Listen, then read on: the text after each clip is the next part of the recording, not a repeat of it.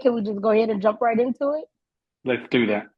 All right. So this character, Frank Moses, I mean, early on, we noticed that he's definitely not someone who's squeamish or somebody who will shy away from a little violence or danger.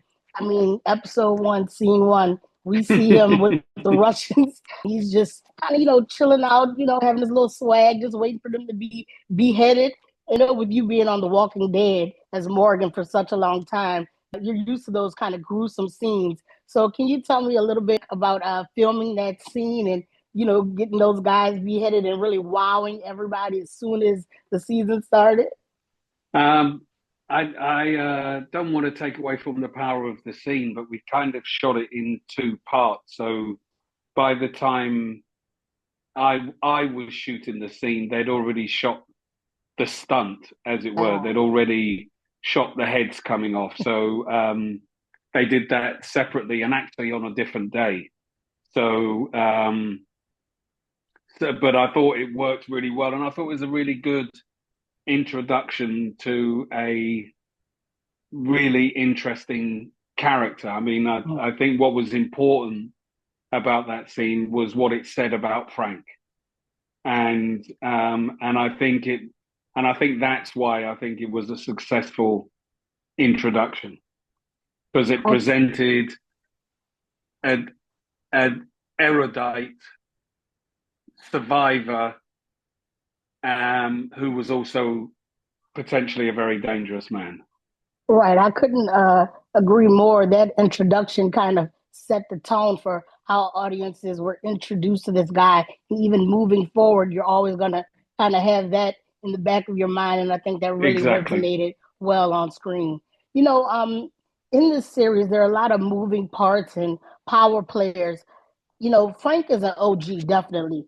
So he's used to the game, but he's not used to this territory. So do you think being someone who has had such a longevity, hasn't had any prison time, kind of been under the radar, do you think that that gives him an edge over these guys that are more gritty and, street here in Kingstown? Well, Frank has, I think Jeremy said it best. He said he's grown old in a profession where most die young, and it's in playing Mm-hmm.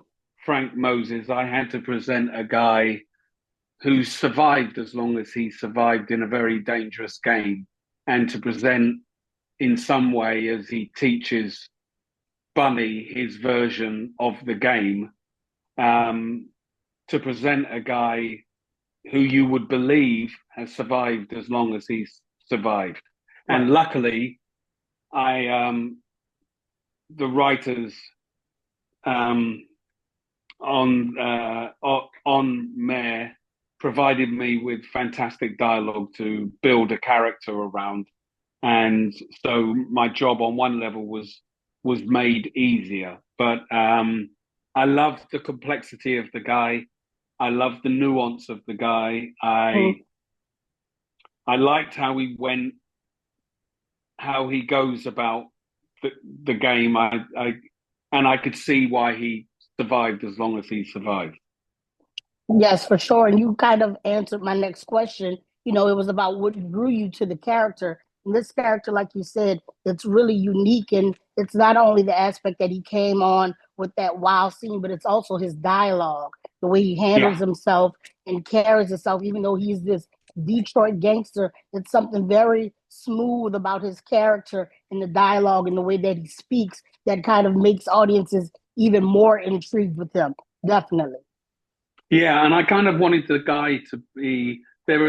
In the broadest terms, there are two ways I could have played Frank. I could have played him as a when you're in his presence, you are aware that you are in the presence of a dangerous and frightening man. Or the version that I was kind of going for is when you're in his presence, you aren't sure who the guy sat opposite you is, or what the guy sat opposite you might do, or what the guy sat opposite you is capable of, and that I found interesting and hadn't seen myself too many gangsters on TV or film kind of operating in that way.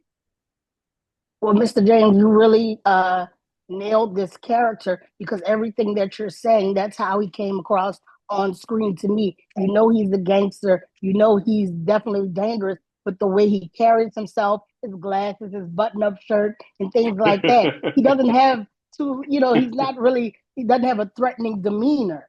But you No, know that the respect is there and that level of this guy is, a crime mob boss. It definitely comes across just like that on screen. Job well done for sure. thank you very much. Speaking of the other players and the gritty characters, we have Bunny and of course Mike, and they weren't quite sure if he was going to be friend or foe early on, especially Mike. But it seems like him and Bunny have developed a sort of mentee pupil relationship. So can you kind of tell me a little bit more about that relationship dynamic between your character and Bunny, or Deverin, like he likes to call him? I love the relationship between Bunny and Frank, and I think it's almost like Frank is on a mission to find his successor, to find someone who can take on his role in a way that will give him a chance to not necessarily return to civilian life and being a regular guy, but at least take some of the weight.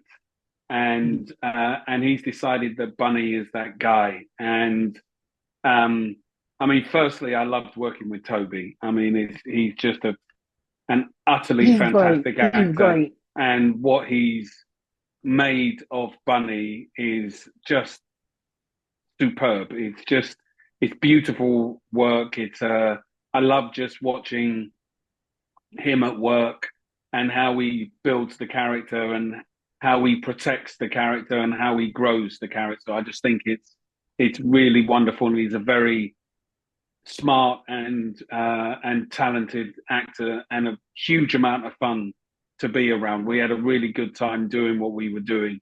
But yeah, I think that relationship and what may seem like quick trust is something we worked hard on, without overthinking it, without over talking it, just by how we interact with each other, we kind of grew that relationship. And I mean, I love it. It's very smooth.